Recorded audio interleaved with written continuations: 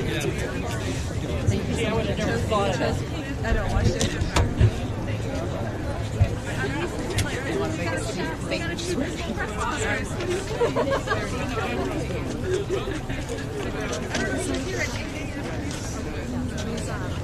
I need to get this off. I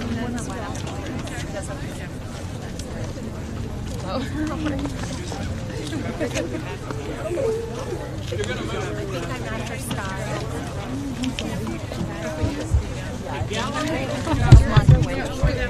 Put all the way down. That sounds good. I don't think so. I'll just go as you need to. Yes. Okay.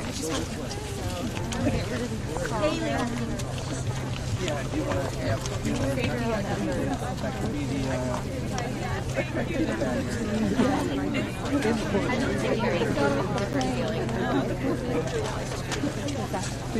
The thing is probably done. Yeah, you see it. Not the crowd.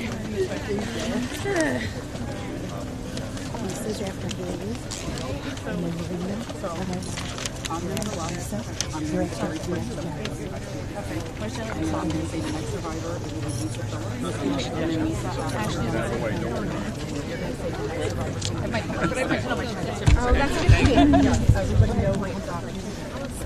No, but if you're just going to be... You don't even have to say that. You don't have to say Marina doesn't want people. She's only Where are the photos coming from? Yeah, it's a very good question. Yeah. Can we grab?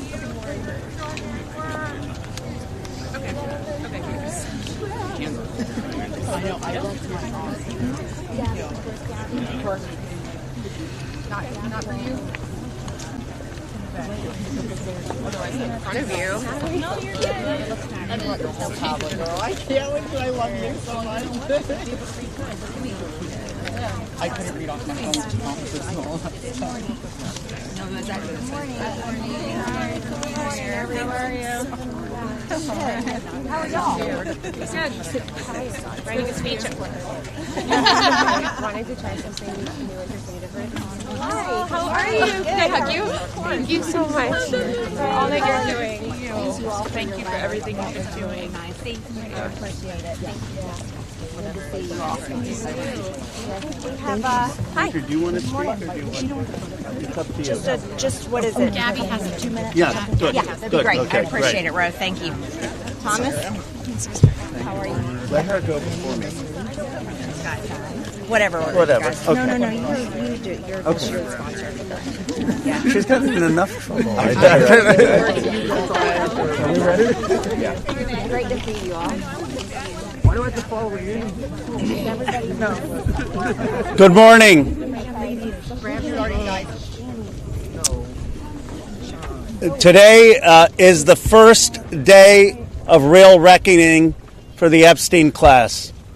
We're here to stand with forgotten and abandoned Americans against an Epstein class that had no regard for the rules or the laws. Look, this is one of the most horrific and disgusting corruption scandals in our country's history. You had Jeffrey Epstein, who literally set up an island of rape, a rape island. And you had rich and powerful men, some of the richest people in the world, who thought that they could hang out with bankers, buy off politicians, and abuse and rape America's girls with no consequence. Because survivors spoke up, because of their courage, the truth is finally going to come out. And when it comes out, this country is really going to have a moral reckoning. How did we allow this to happen? There should be no buildings named after people in this Epstein class. There should be no scholarships named after them. They shouldn't be enjoying the perks of being affiliated with corporations or universities or writing op-eds or being lionized. And many of the survivors will tell you some of these people still are celebrated in our society. That's disgusting. There needs to be accountability. I want to recognize first and foremost the survivors. They are the ones who made today possible. Many of you had forgotten about this issue, and frankly, for decades we have not done enough about this issue, and it's only because of their advocacy, them coming here to the Capitol. They showed up here time and again, and on September 3rd, that the country started to pay attention. And I also want to thank the courage of two of my colleagues in particular. Both of them have suffered, as you know, extraordinary political consequences for what they did. One, my colleague, Congressman Thomas Massie. This would not have been possible if he hadn't led the discharge petition that got 218 signatures and is going to force a vote in the House of Representatives. And this would not have certainly been possible if it were not for the courage of Marjorie Taylor Greene. She signed the petition, and I would keep texting Thomas, is she going to drop off? Is she going to drop off? Because there was so much pressure against us, so much attacks against her. But she stood with the survivors. For Thomas or me, this has never been political. This is not about questions of Trump or Biden. This is a question of doing the right thing for survivors. We're going to get a vote today. I expect an overwhelming vote in the House of Representatives, and I don't want the D.C. swamp playing any games. They need to pass this in the Senate, and they should not amend it. President Trump has said he would sign the Epstein Transparency Act. It's going to get overwhelming support in the House. It should go straight to the Senate, and it should be signed. No amendments, no adding loopholes. Justice is long overdue. And I want to hand it over to my colleague, Representative Thomas Massie. I want to start by thanking the survivors. I mean, they're giving everybody hope in this country. There are survivors of other sex crimes in this country wondering if they should come forward. They're clouded with shame and concerned that law enforcement will do nothing. And these survivors have stepped forth, taking that same risk, worried that they will be defamed themselves. They have been defamed for stepping forward. But we're going to get justice for them. That's going to happen today in the People's House. The founders set up our government with 3 branches and 2 branches of Congress. And I don't think it's any coincidence that this fight is being started and it's being won in the House of Representatives. I have people, other survivors of other sex crimes, who come to me and say, thank you. You give me hope. You give us hope. There is hope here. We fought the president, the attorney general, the FBI director, the Speaker of the House, and the vice president to get this win. But they're on our side today, though. So let's give them some credit as well. They are finally on the side of justice. And as Rose said, don't muck it up in the Senate. Don't get too cute. We're all paying attention. If you want to add some additional protections for these survivors, go for it. But if you do anything that prevents any disclosure, you are not for the people and you are not part of this effort. Do not muck it up in the Senate. So with that, I just want to say I am hopeful too. I didn't know that we would succeed when Roe and I started this effort. Most discharge petitions never make it, maybe only 4%. So we had long odds. But we had some brave women on the Republican side. My colleague Marjorie Taylor Greene is one of them who's here with us today. You cannot even imagine the consequences that they have suffered. My colleague Lauren Boebert and my colleague Nancy Mace, they stood so strong. They put their names on a document in here, and then they were pressured in ways that you cannot even imagine. And they stood strong. And that's why we're here today. And they didn't take us seriously over at the executive branch or in the Senate because they always thought they could flip one of these women. They could convince them or cajole them or intimidate them into taking their names off of this petition. But they did not succeed. This is a victory for those women and women all over the country today, and I'm just glad to be a part of it. With that, I want to introduce my colleague, Marjorie Taylor Greene. Thank you, Thomas. Thank you, Ro. I woke up this morning and I turned to my weather app to check the temperature, and it was 32 degrees. And my first thought was, hell has froze over. I want to speak goodness and love and hope into the women standing behind me and all of the other survivors whose names you don't even know, but stand with these women. They are survivors, and they are strong, and they are courageous, and they are daughters of God. They are not victims. These women have fought the most horrific fight that no woman should have to fight, and they did it by banding together and never giving up. And that's what we did by fighting so hard against the most powerful people in the world, even the President of the United States, in order to make this vote happen today. I was called a traitor by a man that I fought for 6 years for. And I gave him my loyalty for free.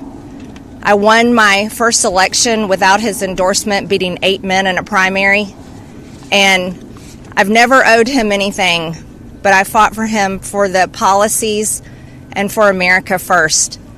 And he called me a traitor for standing with these women and refusing to take my name off the discharge petition. Let me tell you what a traitor is. A traitor is an American that serves foreign countries and themselves. A patriot is an American that serves the United States of America and Americans like the women standing behind me. And I want to tell you that this only became possible today because the American people, whom we serve as representatives here in Congress, demanded that this vote happen, and they put more pressure on every single elected politician in this city than has ever been put on them. And today you are going to see probably a unanimous vote in the House to release the Epstein files, but the real fight will happen after that. While I want to see every single name released so that these women don't have to live in fear and intimidation, which is something I've had a small taste of in just the past few days, just a small taste. They've been living it for years. But the real test will be, will the Department of Justice release the files? Or will it all remain tied up in investigations? Will the CIA release the files? Will a judge in New York release the information? That's information that needs to come out. And will the list of names that these women privately hold, and they hold it because of their fear in their heart of what would happen to them if they release it on their own, will that list of names come out? That's the real test. So I want to thank Thomas Massie and Khanna for your bravery in doing something that is much needed in America, crossing the political aisle that has become bigger than the Grand Canyon in America. But these men crossed that aisle on behalf of these women. And that is more of what is needed today in America than ever in our history. So thank you so much. Who's next? Ro, I'll let you introduce. Thank you. Thank you. Thank you. Thank you, Marjorie, Representative Green, for your courage and your words. Before I introduce our survivors, I just want to say that they will make their statements, and then you can ask questions of Representative Massie, myself, or Representative Green, but we do not want people asking questions and cross-examining the survivors. They're here to tell their stories, and they should be heard by the American people with respect. Of course, Congressman Massie, myself, and Congresswoman Green would be happy to answer questions after that. With that, let me introduce the survivor who's helped organize a lot of this, and will be telling her own story and introducing the other survivors. Haley Robson, thank you for your courage and leadership. Absolutely. Thank you all. Oh, good morning. It's a little chilly coming from Florida. Not used to it. I want everybody to take a look. I know everybody sees us today as grown adults, but we are fighting for the children that were abandoned and left behind in the reckoning. This is who you're fighting for. This is who Congress is fighting for. This is who the House of Representatives are fighting for, and hopefully the Senate will fight for us too. I want to kick this off right, and I want to address Marjorie Taylor Greene, Thomas Massie, and Khanna. I want to express my gratitude for all three of you, and I know, Khanna, we spoke earlier. This is an incredible thing that I'm watching as a Republican, and this is non-political, but for you to go against your own party and to be ostracized, there's no place for political violence, there's no place for intimidation, and I can say firsthand, stepping out against Epstein and his crimes against children, we have all experienced that ourselves. So for you to knowingly put yourselves at risk and put your career at risk is unbelievable to watch, and we are so grateful. I also want to make a proposition for Marjorie Taylor Greene, because you've been an advocate for this. If you decide to read those names on the House floor for immunity, I will be more than happy, no security needed. I will stand beside you. I will hold your hand. I will hold your coat in solidarity with you. And on top of that, I did talk to Jayapal, who said she would be more than happy to read those names too on the floor with all of us. It's time that we put the political agendas and party affiliations to the side. This is a human issue. This is about children. There is no place in society for exploitation, sexual crimes, or exploitation of women in society. There's no room for it, guys. We're not having it. And to the President of the United States of America, who is not here today, I want to send a clear message to you. While I do understand that your position has changed on the Epstein files, and I'm grateful that you have pledged to sign this bill, I can't help to be skeptical of what the agenda is. So, with that being said, I want to relay this message to you. I am traumatized. I am not stupid. I am traumatized. I am not stupid. You have put us through so much stress, the lockdowns, the halt of these procedures that were supposed to have happened 50 days ago. The Adelita Grijalva who waited to get sworn in, and then get upset when your own party goes against you because what is being done is wrong. It's not right. For your own self-serving purposes, this is America. This is land of the free. Land of the free. In 1863, we have a woman on top of the Capitol building represent freedom. I do not feel free today. I don't know if the women behind me feel free today. So I am begging every member of Congress, every representative, to step up and choose the chaos, choose the survivors, choose the children, protect the children, all children. You protect all of us equally. Thank you very much for your time. Following that, Lisa Phillips will be the next survivor.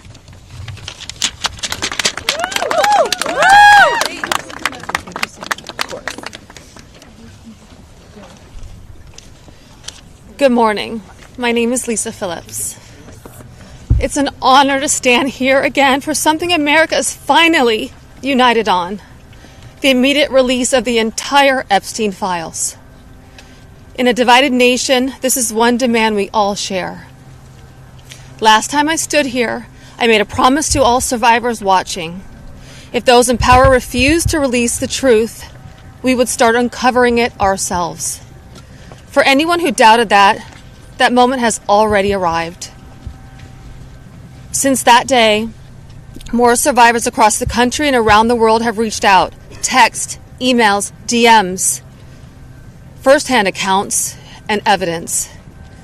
Many are women who were abused or trafficked through the international modeling pipeline Epstein built, promising visas, apartments, opportunities, futures, while exploiting their dreams for abuse. Most are still terrified to speak publicly because the men involved are powerful. They're connected, and as we know, they're protected. For too long, survivors have watched others speak for us. And while we are grateful for our allies in Congress on both sides, we've realized something. This fight belongs to us. We lived it, and we know the truth. And we will not wait quietly for institutions to decide when we're allowed to speak. The survivors now coming forward have entrusted us with their stories. We are sharing that information with the proper authorities, and when it can safely be made public, it will be. So today, we are launching something historic. The first national, survivor-led political movement in America. Nonpartisan, laser-focused on exposing the systems, the loopholes, power structures, and silencing mechanisms that have protected predators for far too long. We are stepping directly into the halls of power, into the political arena. We will help rewrite laws that failed us and build protections for our nation's children together, targeted by sexual exploitation. Together, today, survivors begin our own fight, the survivor revolution. And we intend to change this nation for the better. If you're a survivor who wants to join us, please reach out. And to anyone who benefits from the current system, intentionally or not, remember this. Alone, yes, we are afraid. But together, we are feared. Thank you.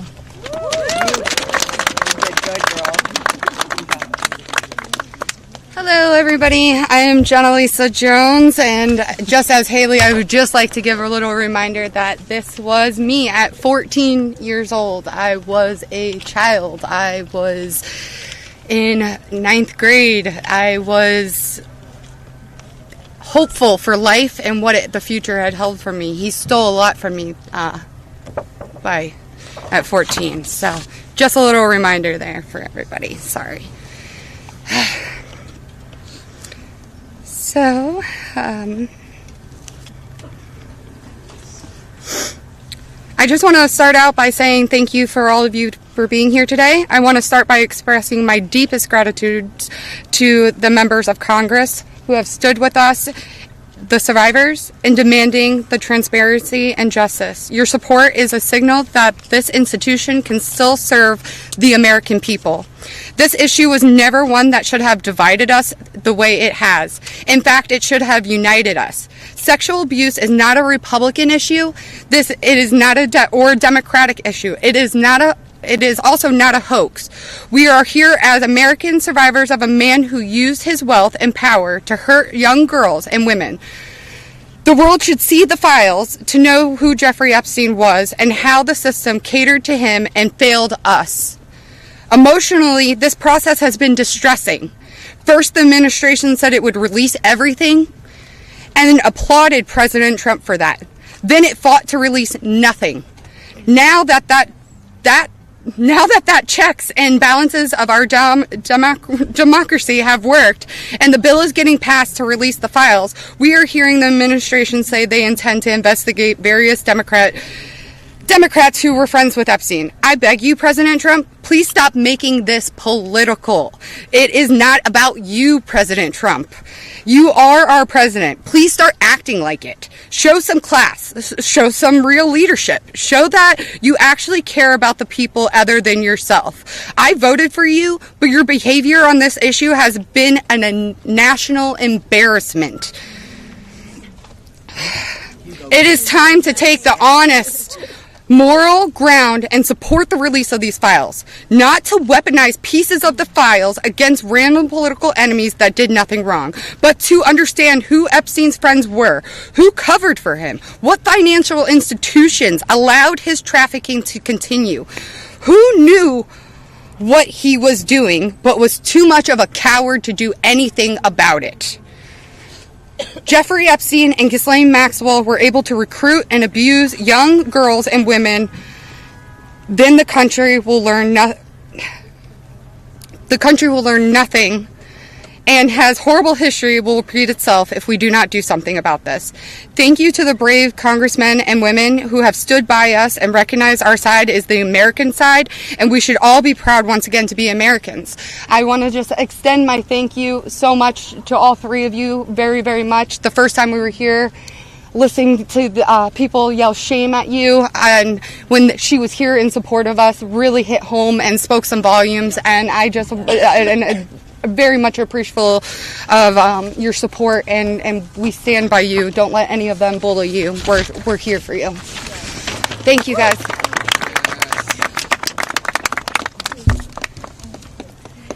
Wow. Good morning, everyone. Thank you all so much for coming together today and taking the time to listen to us. Your presence means the world, and it shows commitment to understanding and supporting survivors and Americans. I stand before you today with a heavy heart. I originated from Brazil, and I came to the United States when I was 8 years old. I was only 14 when I first encountered Jeffrey Epstein, and my daughter is now almost at that age. At 14, the only things she should be concerned with are going to school, practicing at her cheerleading competitions, and enjoying her time with her friends and family. She should not have to bear the burden of worrying about being manipulated or exploited. At this age, she is still a child, and no child should ever have to face such threats.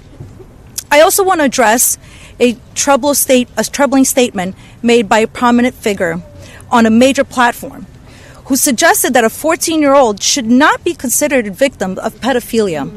This is a dangerous and incorrect notion.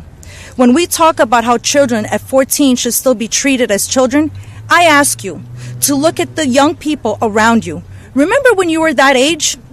Do you think you should have been responsible for being groomed? Put yourselves in our position when we were young. I am here today not to just share my story, but to call on all of you to help make a difference.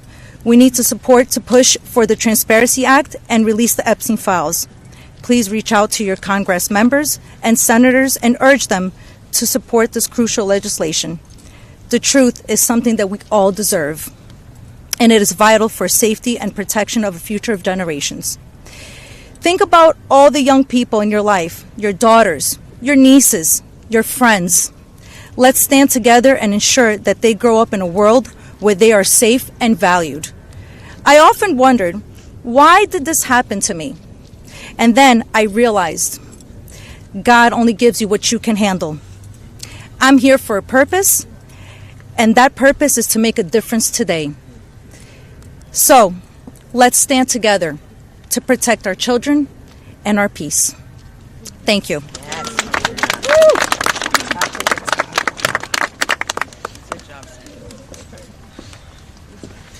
Good morning. I want to say a few things before I begin. My speech may not be great. It was thrown together last minute as I only came here, decided Friday, when one of us, who has spoken several times, decided she couldn't come because of the threats. She was too scared. So I want to say, when you threaten one of us, you're threatening all of us. Yep. We are together now, and that's never going to change. This is me at 16 when I met Jeffrey Epstein. Now I'll start. It is an honor to stand here before the American people. However, I shouldn't have to stand here at all. I'm here because, as a child, I was pulled into Jeffrey Epstein's world, a world built on exploitation and manipulation of innocence and the protection of powerful men and women who believed that they were untouchable. Today, we'd rather be preparing for the holidays. We'd rather be at home with our families, baking with our children and decorating the Christmas tree, as we try to move past this horrific moment that has impacted our entire adult lives. However, that's not possible because it's become something it should have never been, political and sensationalized. The truth is simple. We were victimized as children and failed repeatedly by the very system that was supposed to protect us. That's why we stand here today, to demand justice and accountability, not just for Epstein and his crimes, but for every predator and every enabler who participates in or protects abusers. The Epstein case was gravely mishandled consistently and deliberately over many years. Epstein could have been stopped decades ago, but instead he was able to continue his abuse, even during his sweetheart deal, yes, with his ankle monitor on and beyond. A deal that protected him and silenced us. While I was a child fighting to survive what happened to us, federal prosecutors were negotiating ways to shield powerful adults.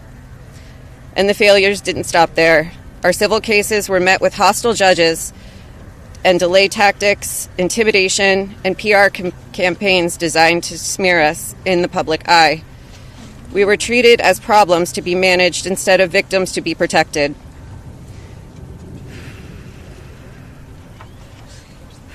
Today, something has changed. Individually, our voices were whispers. Together, they've become impossible to ignore. We are encouraged to see elected officials from both parties, thank you, come together and finally take action to release the files. I'll leave it there. Thank you. Good job.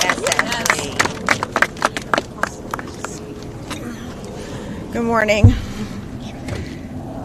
My name is Wendy, and I'm standing here today with a truth that still scares me to say out loud. I'm going to put this down because I can't hold both, as you guys saw, but that was me when I was 14 when I met Jeffrey Epstein. None of us here signed up for this political warfare. We never asked to be dragged into battles between people who never protected us in the first place. We are exhausted from surviving the trauma and then surviving the politics that swirl around it. When survivors travel to speak, to advocate, to stand for the truth, we do it with our own money, from our own pockets, carrying our own fear, shaking in our own bodies. There is no team, there is no paycheck. It's just us hoping our voices make a difference. And it puts a pit right in your stomach because you know you're standing on the right side of history. Yes. But standing on the right side of history is not a comfortable place to be. Yep. It never has been. And in a sick, heartbreaking way, it's an honor to show up, an honor to speak here, and an honor to stand in light when the world tried to keep us in the dark. And what keeps me standing is, even with all this fear, I have a 14-year-old daughter myself, the same age I was. And when I look at her, I see the little girl I used to be, the one that no one protected. My greatest fear in this entire world is history repeating itself.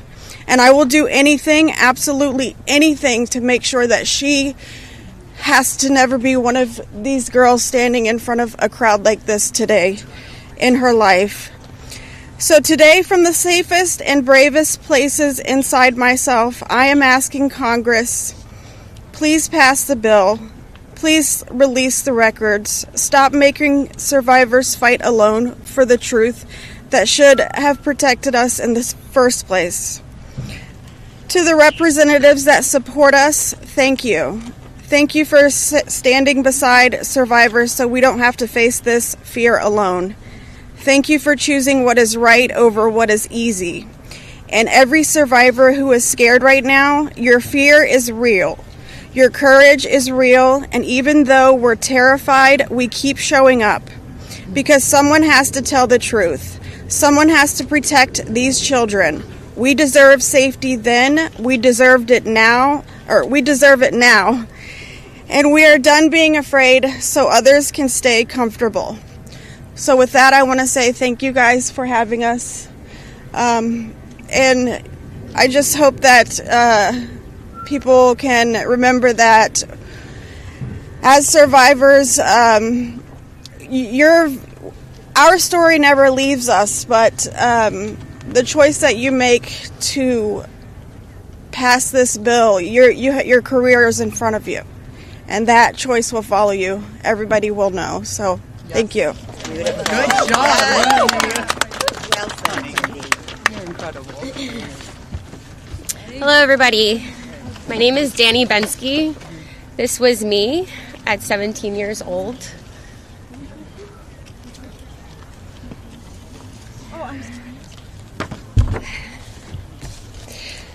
Coming from the dance world, I was recruited in 2004 after a systematic breaking down where Epstein leveraged my mother's brain tumor scans.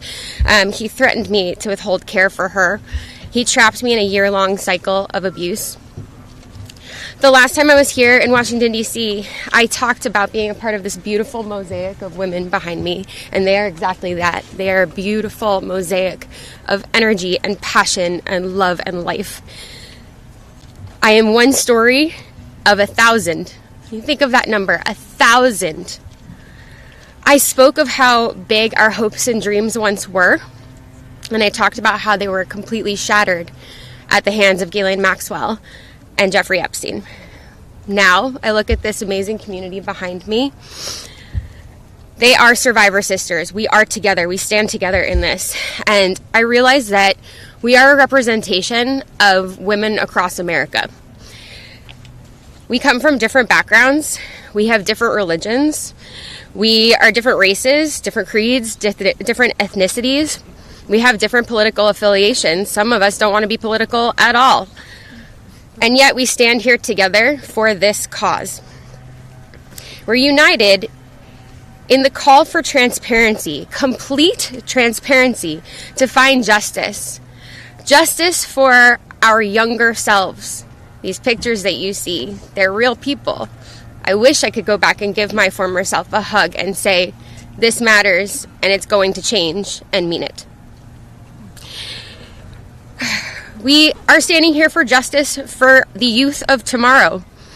And justice for those who are no longer with us, like the beautiful, brave Virginia Giuffre. We understand that the road is long, but I implore you to stay the course, please. Living in an age where you can get news in 10-second clips on your phone, I know that this is a big task for us, but it's a very personal one for survivors. It's a very personal one for us as a country. So I'd like to ask you to try something right now. I'd like everybody to close their eyes or soften their gaze just for a moment. And I want everybody to think of a child that is close to them between the ages of 14 and 18 years old. It could be your daughter. It could be your niece. It could be a friend's kids. It could be you at a former age. It could be your mother at that age. But really envision that for a second, 14 to 18 years old. Once you think of that person, I want you to think about what they feel like. What is their energy? What do they smell like? What sound do they make when they laugh? Really think about that child just for a moment. Now I want you to picture a pair of giant looming wooden doors and an overbearing marble landing. Those are the doors to Jeffrey Epstein's house. Do you allow that child to enter or not? If the answer is yes, you would allow entrance. You stand with predators. If the answer is no, then congratulations, you're on the right side of justice. Now you have homework. I am calling for the American people. You have homework. Call your congressional leaders. Call your senators. Please support this bill. Let's get it all released. Thank you very much.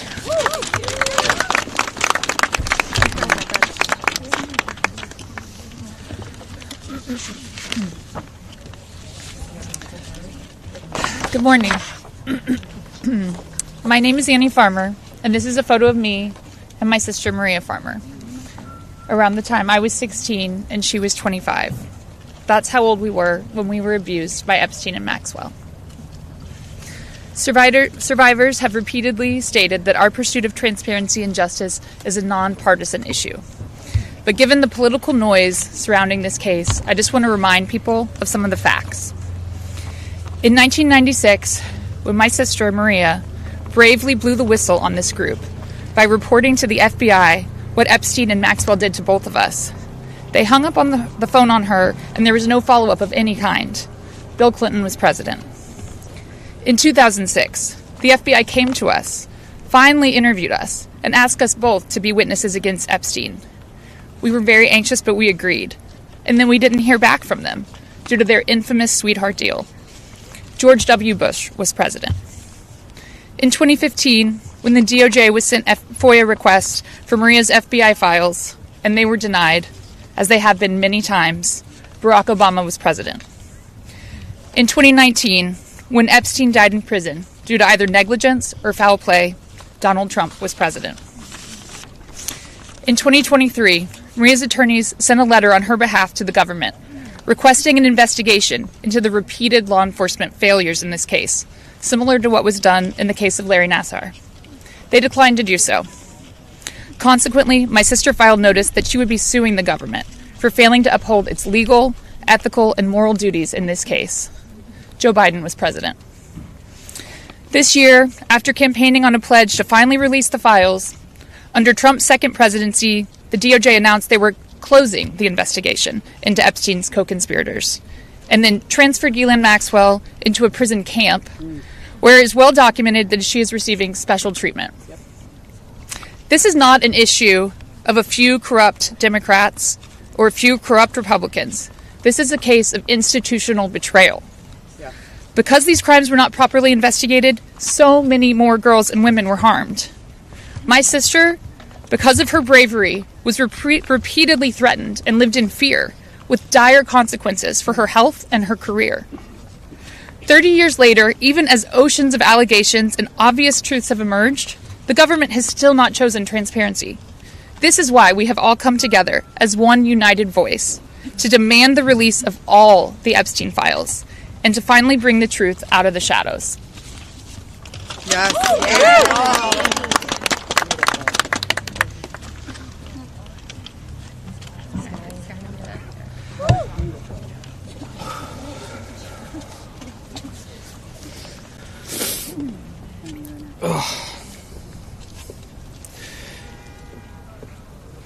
Ladies and gentlemen, esteemed members of Congress, and everyone gathered here today, I want to start by thanking the three of you. Thank you. It takes a lot of bravery to do what you're doing. We hear you. We see you. It means a lot for you to be here with us, and I know my sister would be incredibly proud. This is the moment she was fighting for and the moment that all survivors are fighting for, so thank you. My name is Sky Roberts, and I stand before you as the brother of Virginia Roberts Giuffre, a warrior, a mother, and a sister whose legacy will forever resonate in the hearts of those who understand the fight against injustice.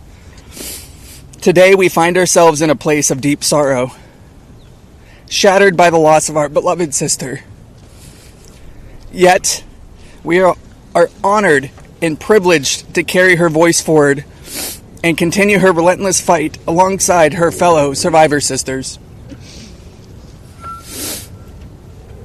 Virginia's story is one that should have been filled with promise, but instead it became a harrowing tale of exploitation and survival. At just 16 years old, she took a job at Mar-a-Lago, believing she had secured a dream summer position. But that dream quickly morphed into a nightmare when Ghislaine Maxwell preyed upon her innocence. This isn't just the story of one girl, it's a story about the insidious nature of power and abuse, a dark chapter in our society that must be told. Virginia was no stranger to trauma. In her memoir, Nobody's Girl, she shares the painful truth that she had already suffered abuse at the hands of our father and a family friend. But what happened next was unfathomable. Epstein and Maxwell didn't just abuse her, they trafficked her to a network of the rich and powerful. Princes, prime ministers, politicians, financiers, and lawyers.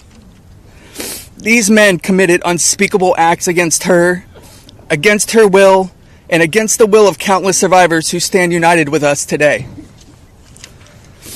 Virginia's strength was tested in many ways that most of us can hardly imagine. She was manipulated, coerced, and threatened, forced into complicity in her own devastation. She often spoke of psychological scars that ran deeper than the physical ones.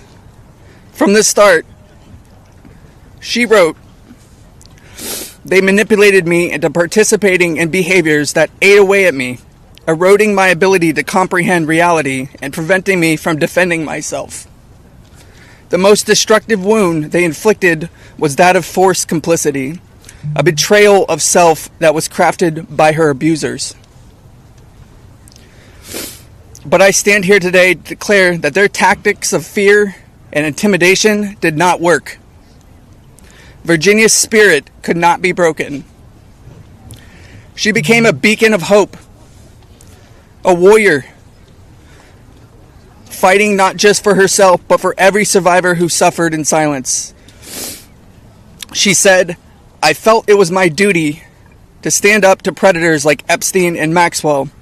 I would put my neck on the line to make sure my daughter never has to go through what I had to endure. These survivors, like Virginia, have transformed into mothers and strong women, fierce in the face of adversity. Many of them have daughters the same age they were when they faced their own abuse. They are determined to break the cycle, to shatter the silence that has kept so many in the shadows. Virginia quoted in her memoir, "There I was, as the mother of 3 children. I felt it was my duty to stand up to predators like Epstein and Maxwell. I mentioned to Ellie in particular, her daughter, I would put my neck on the line to make sure she never has to go through what I had to go through. I said, joining Edward's CVRA case, what I would want somebody to do for my daughter or sister and friend. In the end, I said, I was just trying to do the right thing. That's what I felt like I'm doing," I said. "I'm making a small dent in this big world we live in."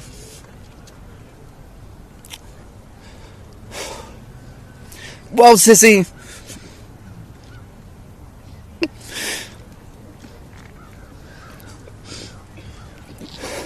you didn't just make a small dent.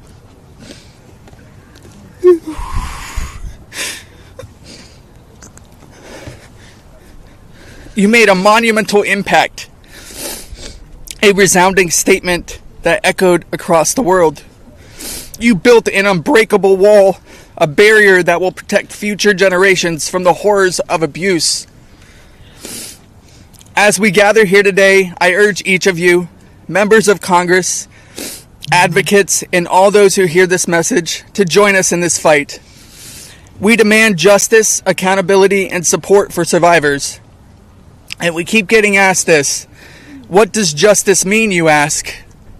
It starts with acknowledgement. That's the first step. Acknowledge in the face of survivors that this happened and that this is true.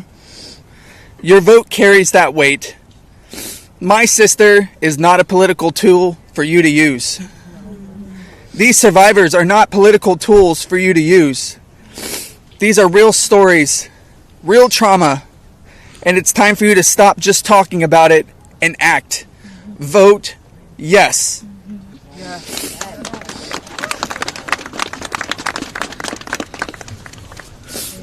Virginia's legacy is not just hers. It belongs to all of us who stand against injustice. Together, we will ensure that the voices of survivors are heard, that the truth prevails, and that the horrors of the past are never repeated. Thank you. Thank you for listening, and thank you for standing with us. Together, we will not let Virginia's fight be in vain. Together, we will not let the predators win.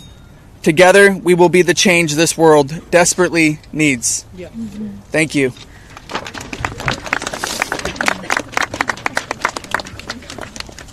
It was so beautiful.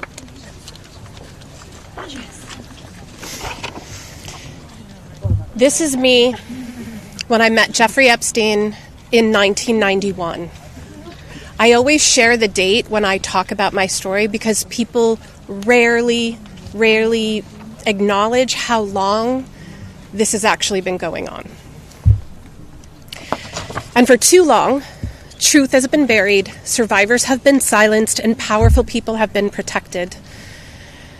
And today we stand in a moment that will decide whether our government still belongs to the American people or to those who prey on them. Because when mountains of evidence and decades of victim reports across 5 administrations still lead to sweetheart deals or no prosecution at all, this isn't just one case gone wrong. It's an institutional failure on a historic scale, and every member of Congress in this administration must answer for that failure. Millions of sexual abuse survivors know the pain of speaking up and watching the institutions that are meant to protect them look away. We're not alone in this. Epstein may be the headline, but the betrayal reaches every corner of our country.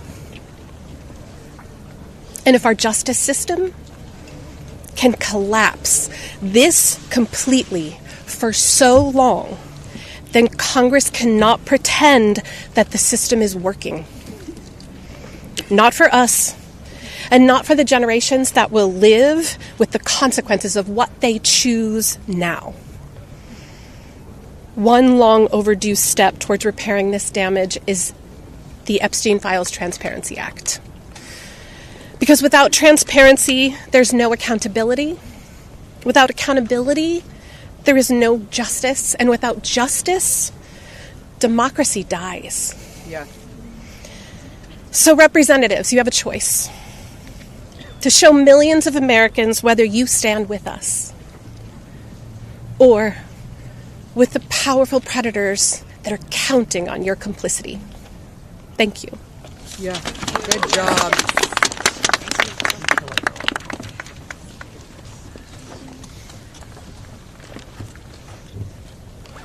Good morning. This is me. This was me. My name is Charlene Rochard, and I stand before you today not as a victim of rumor or conspiracy, but as a survivor of Jeffrey Epstein's abuse. Far too long, survivors like me have been dismissed, silenced, are told that our pain was exaggerated or fabricated.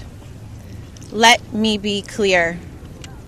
This is not a hoax. Yes, it's not. What we endured was real, and it has scarred lives across 5 presidential administrations. The truth has been buried in sealed files and hidden records for far too long. The Epstein Files Transparency Act is not just about survivors. It's about America itself. How can we keep America great if the principles the nation was founded on, that power belongs to the people, is not protected? No one, no matter how wealthy and well-connected, stands above the law. If we cannot face the truth, then we betray the very ideals that defines us as a country. By passing this act, Congress has the chance to prove that truth matters more than privilege. Yes. That justice matters more than influence. And that America has the courage to confront even the most uncomfortable realities. This is not just about survivors.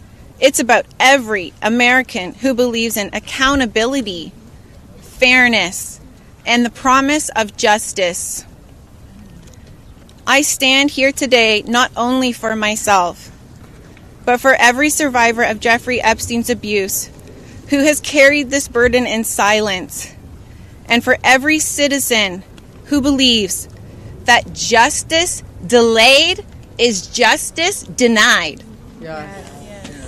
I want to thank Representatives Khanna and Thomas Massie for standing with us. Thank you.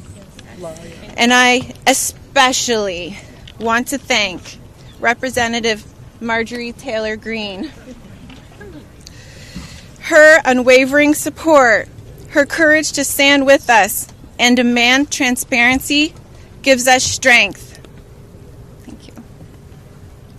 It shows that this fight for accountability is bigger than politics. It's about humanity, justice, and truth.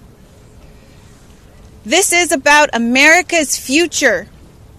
It's about whether we, the people, will be heard when we have the courage to stand for truth and justice. Our voices are real. Our pain is real. And our demand for justice will not be silenced. Thank you. Amen. Good job. Girl, Charlene. Hello. Good for you, girl. You did amazing. My name is Laura Bloom McGee.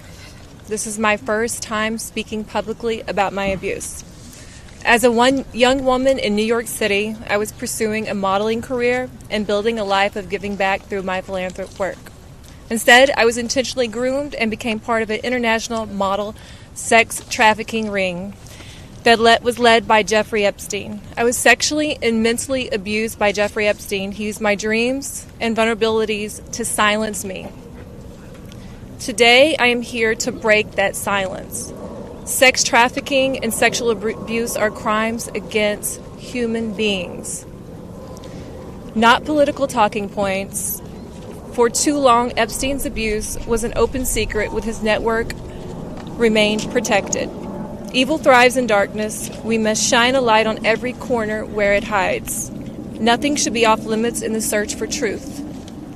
Please vote that everything in the files be released. Let investigations proceed without obstruction. Demand oversight and deliver justice. The government must never side with predators. I come as one survivor, but I stand here for everyone who prayed for me, who believed in me, and who hoped for me. To my fellow survivors, your courage brought me here. We are more than victims. We are mothers, daughters, sisters, friends. This is not a hoax, and we will not be erased. Shame on any elected official who obstructs truth and justice for the American people. Thank you. Amen. Yeah, girl. My name is Liz Stein. In 1994, I was a senior in college, just 21 years old. I had aspirations of attending law school after graduation, and it looked like I had a bright future ahead of me. 1994 was also the year I met Ghislaine Maxwell and Jeffrey Epstein.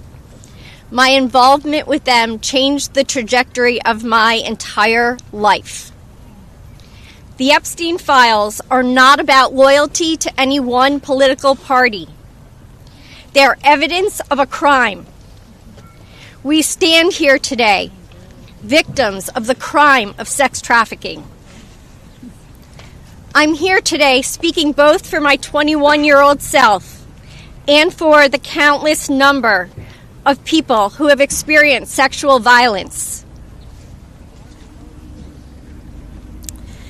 When I am asked what I would tell my younger self if I could say something, I say that I would tell myself to tell someone. And if they don't listen, to tell someone else. And to just keep telling until someone listens. And even if nobody listens to you, you should be proud of yourself because you stood in your uncomfortable truth when others could not. And that is true bravery. We stand here today as survivors, part of a sorority that none of us asked to join. We have told our stories over and over and over. Now it's time to see who was listening. We ask that you vote to release the files, all of them, so the victims of this crime can finally see justice. Thank you. Amen. Yes! You go, girl.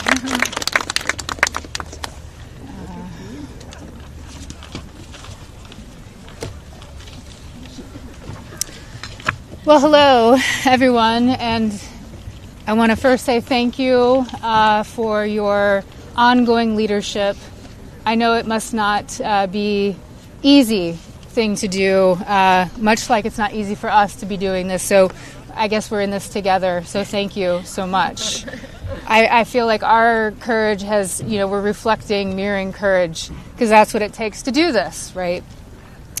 So this was me at 22 years old.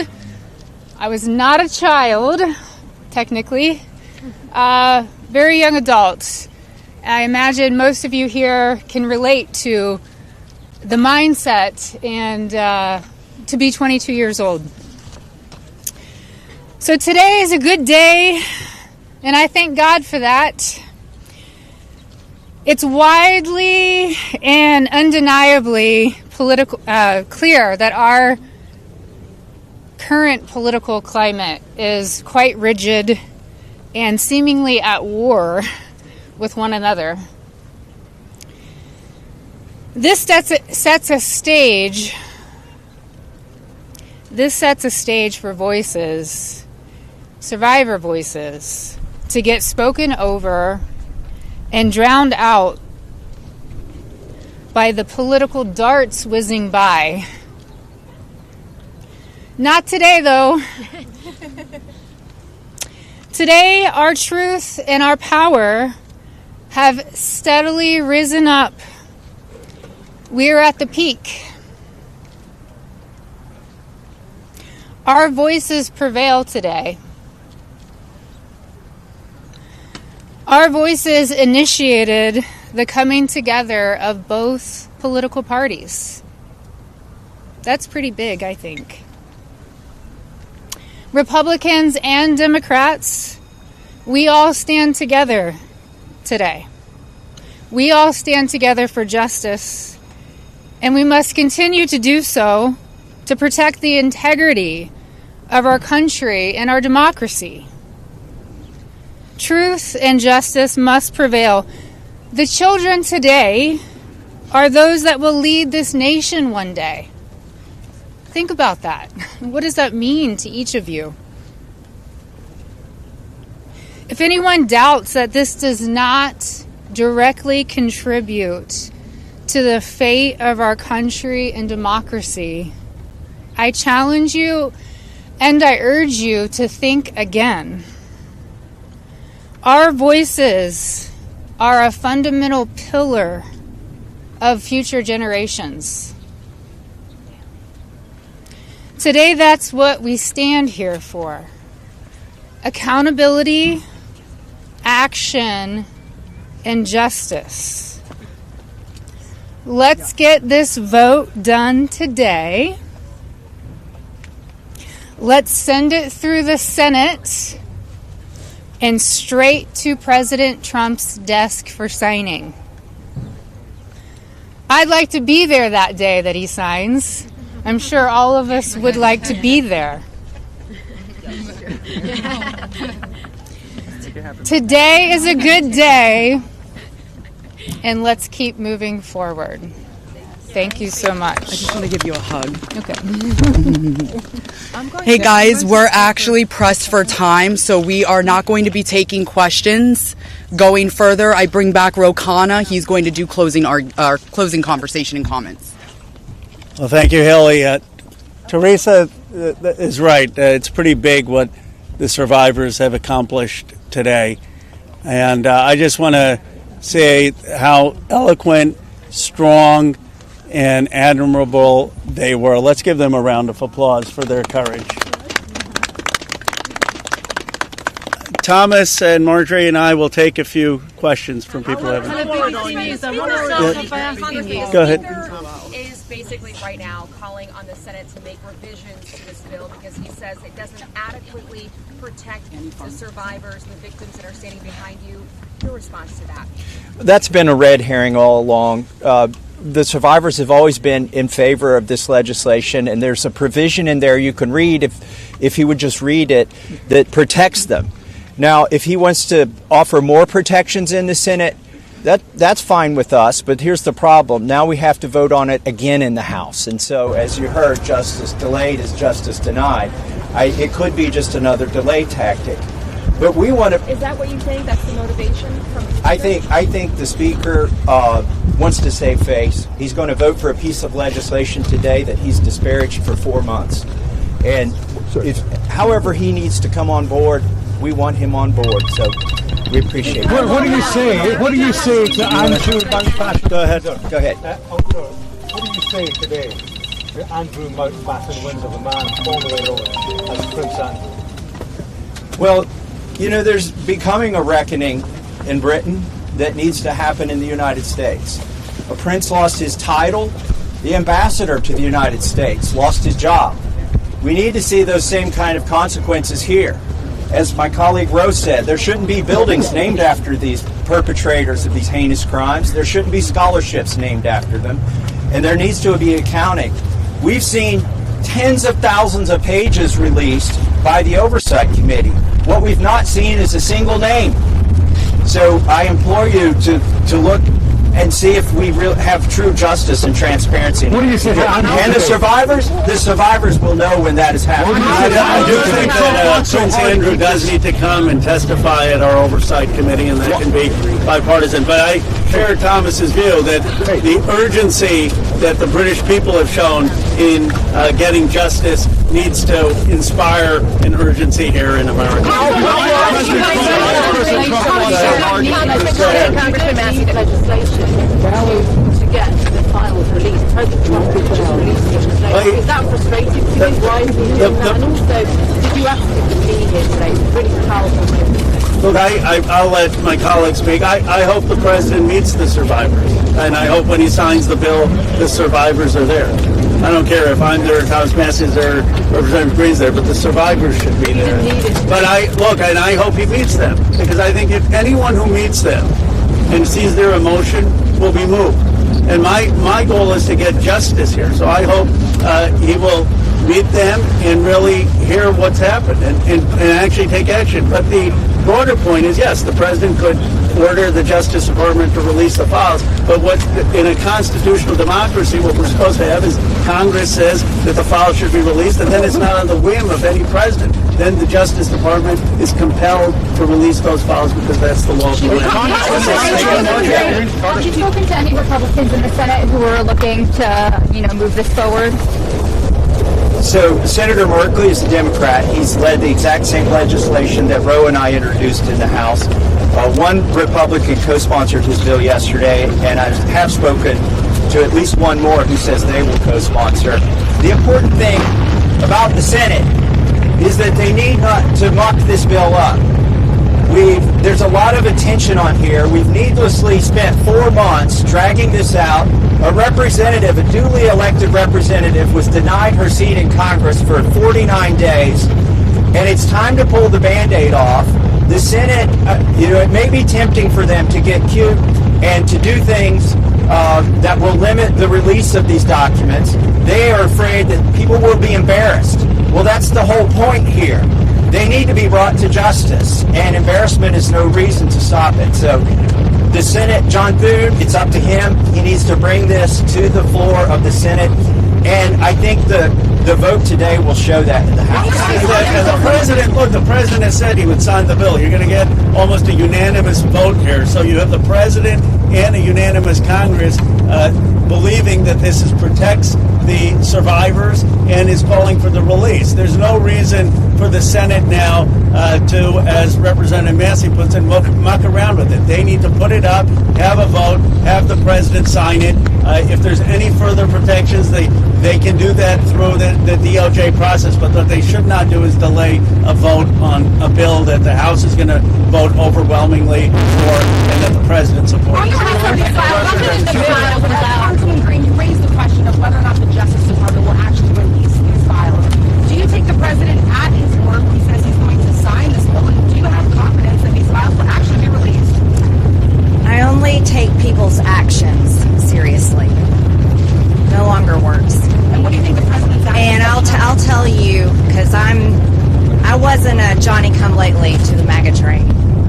I was day one 2015, and there's a big difference in those Americans and those that decided to support President Trump later on. And I'll tell you right now, this has been one of the most destructive things to MAGA, is watching the man that we supported early on, 3 elections, for people that stood hours, slept in their cars to go to rallies,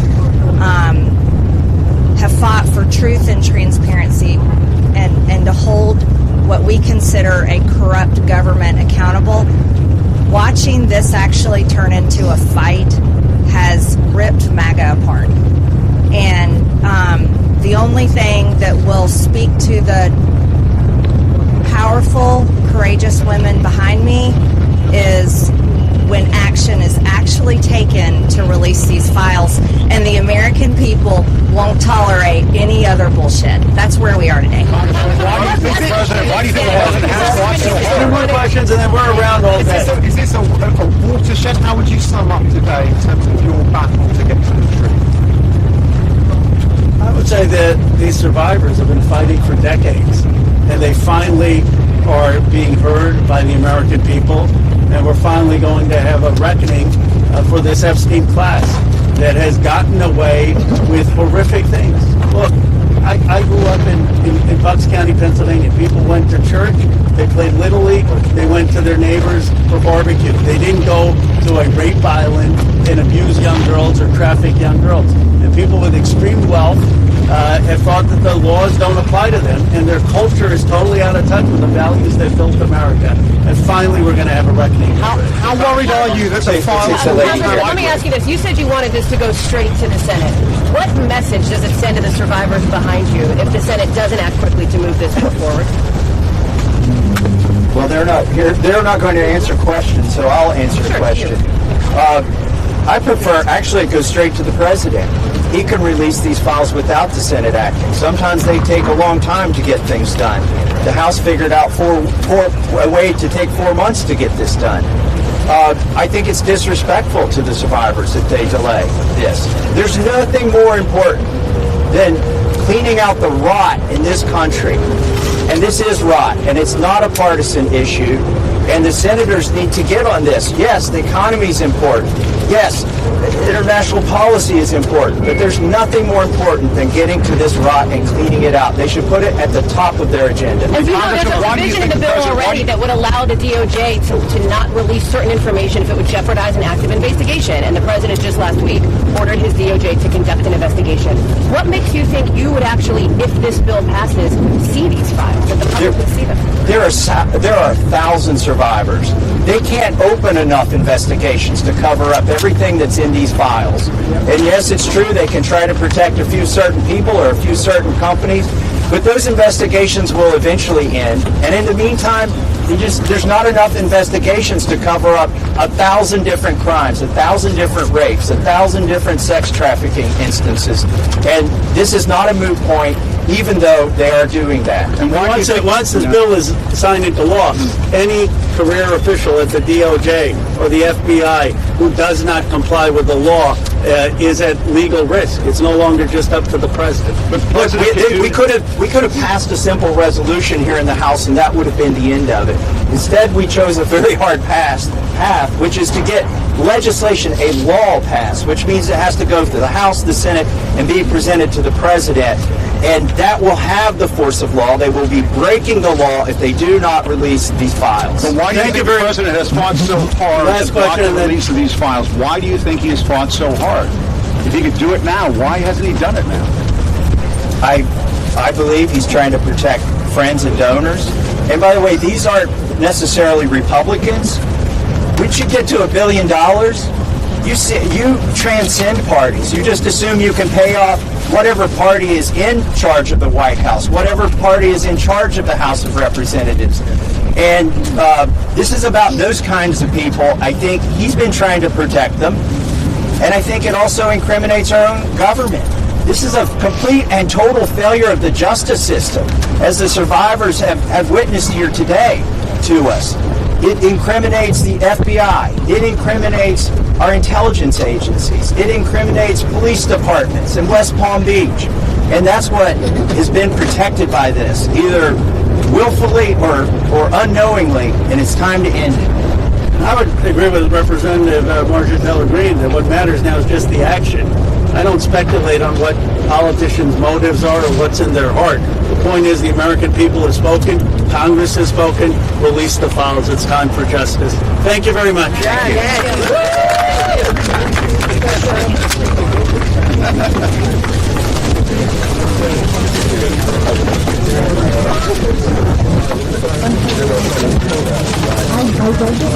you.